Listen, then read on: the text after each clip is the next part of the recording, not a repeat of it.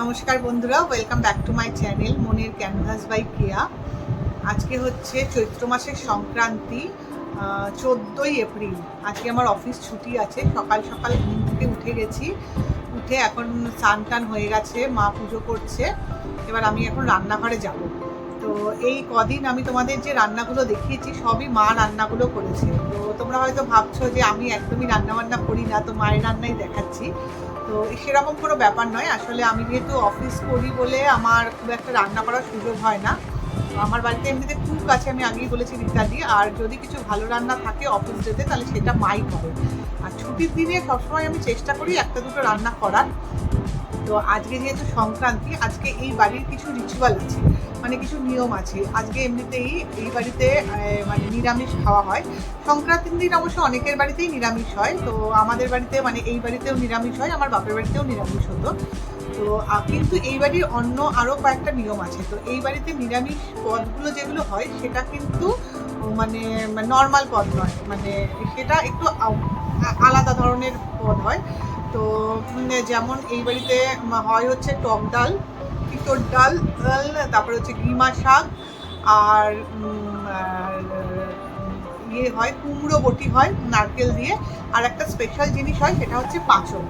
তো আমি এগুলো সবই আজকে রান্না করব। তো সব কটা হয়তো তোমাদের দেখানো সম্ভব হবে না। টক ডাল আর তিতর ডালটা আমি করে নেব, আর গিমা শাকটাও। তবে চেষ্টা করছি কুমড়ো বটি আর আমাদের যে স্পেশাল আইটেম, মানে আজকের দিনের জন্য যে স্পেশাল আইটেমটা হয় পাঁচন, সেটা তোমাদের দেখানোর চেষ্টা করছি।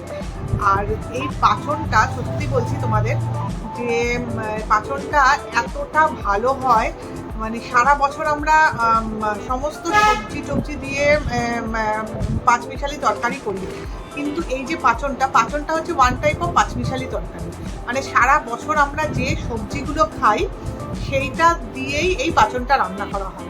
মানে সারা বছর বৈশাখ মাস থেকে চৈত্র মাস পর্যন্ত যা যা সবজি খাওয়া হয় সেই সবজিগুলো দিয়েই পাঁচনটা রান্না হয়। তো যেগুলো যেগুলো এই সময় পাওয়া যায় আমরা সেইগুলো দিই পাঁচনের মধ্যে। তো কি কি দেওয়া হচ্ছে সেগুলো আমি বলবো। তবে এবার সব মানে শিবরেও অফিস ছিল বলে ভালো করে মানে প্রচুর বাজার করতে পারিনি, আমি অল্প করেই আয়োজন করেছি। তো চলো আমার সাথে রান্নাঘরে আজকে আমি কি কি রান্না করি চলো তোমাদের দেখাই। অন্তত প্রথমে যেটা আমি করব সেটা হচ্ছে কুমড়ো বটি। তো চলো আমার সাথে রান্নাঘরে। কুমড়ো বটিটা খুব তাড়াতাড়ি আর খুব সিম্পল পথ, কীভাবে করি তোমরা একবার দেখে নাও। তো বাড়িতে অবশ্যই একবার ট্রাই করে দেখার পর। কড়াইতে তেল গরম করতে দিয়ে দিয়েছি, আর তার মধ্যে ফোড়নের জন্য দিয়ে দিলাম হচ্ছে পাঁচ ফোড়ন আর হচ্ছে গোটা শুকনো লঙ্কা। এই গোটা শুকনো লঙ্কা আর পাঁচ ফোড়নের একটা হালকা গন্ধ বেরোয়, খুব সুন্দর হয় এই গন্ধটা। ওটা যেই গন্ধটা বেরোবে সঙ্গে সঙ্গে ওর মধ্যে কুমড়োগুলো ভাজার জন্য ছেড়ে দিলাম আস্তে আস্তে। যা কুমড়ো ছিল সেগুলো সব আস্তে আস্তে ছেড়ে দিলাম। মোটামুটি সব কুমড়োগুলো যাতে তেলগুলো তাদের থেকে না ছেটে আমি সেইভাবেই করে দিলাম। আর কুমড়োটা ছাড়ার পর ওর মধ্যে নুন আর হলুদ দিয়ে দেবো। ব্যাস, সব কুমড়োগুলো দেওয়া হয়ে গেছিলো। এর মধ্যে এবার আমি একটু নুন হলুদ দিয়ে ভালো করে কুমড়োটা নাড়িয়ে দেব, যাতে সমস্ত ফোড়নের শুকনো লঙ্কা আর পাঁচফোড়নটা পুরো কুমড়োর গায়ে সুন্দরভাবে লেগে থাকে। আর তার মধ্যে দিয়ে দেব কিছু গোটা কাঁচা লঙ্কা। কাঁচা লঙ্কা তোমরা তোমাদের মতো করে দিতে পারো। কাঁচা লঙ্কাটা যতটা খাবে পরিমাণ মতো দিতে হবে। মানে কেউ যদি ঝাল বেশি খায় তাহলে একটু বেশি দেবে, কেউ যদি ঝাল কম খায় তাহলে একটু কম দিতে হবে। এবার এর মধ্যে দেব একটুখানি ভাজা বাদাম। ভাজা বাদাম বলতে বাদামটা কিন্তু তেল দিয়ে ভাজবে না, বাদামটা আমি আগেই শুকনো ভেজে নিয়েছিলাম, তারপরে তার খোসাটা ছাড়িয়ে রেখে দিয়েছিলাম। এই দেখো, এবার তার উপর দিয়ে বাদামটাকে আমরা ছড়িয়ে দিলাম। বাদামটা কিন্তু অলরেডি শুকনো ভাজা ছিল। বাদামটা দিয়ে আর একবার ভালো করে নেড়ে দেবো। তো কুমড়োটা যেহেতু ঢেকে ঢেকে করছিলাম মোটামুটি নরম হয়ে গেছিলো। এবার আমরা দিয়ে দেব হচ্ছে নারকেল। নারকেলটা ঠিক তখনই দেবে যখন কুমড়োটা হাফ ভাজা হয়ে যাবে।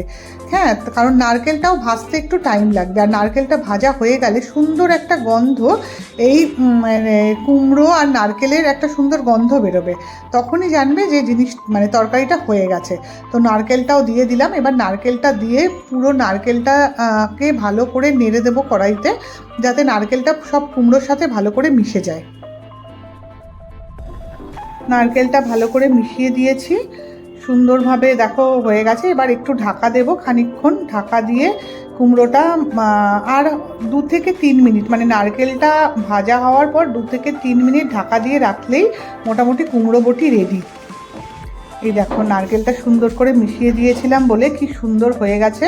মোটামুটি আমার কুমড়ো বটির তরকারি রেডি। এবার এটাকে গ্যাস থেকে নামিয়ে নেব, আর নামানোর ঠিক আগে এর মধ্যে একটু চিনি দিয়ে দেবো।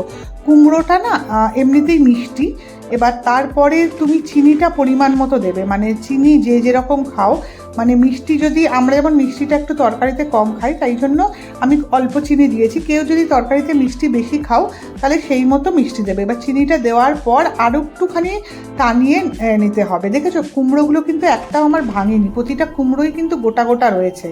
তো এই রকমই থাকবে কুমড়োগুলো। আমি আবার আরেকটু ভালো করে দেখে নিচ্ছিলাম যে কুমড়োগুলো সব ঠিক আছে কিনা। একটা কুমড়োও ভাঙেনি, কিন্তু কুমড়োগুলো সুন্দর সেদ্ধ হয়ে গেছে। এই যে পুরো কুমড়ো বটি রেডি হয়ে গেছে, এবার নামিয়ে ফেলবো গ্যাস থেকে।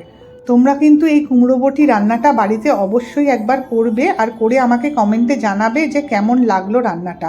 আর যদি ভালো লেগে থাকে তাহলে অবশ্যই মনের ক্যানভাস বাই কেয়ার চ্যানেলটাকে সাবস্ক্রাইব করে মনের ক্যানভাস বাই কেয়ার পাশে থেকো। আজ তাহলে এই পর্যন্তই, আবার কাল দেখা হবে। ধন্যবাদ।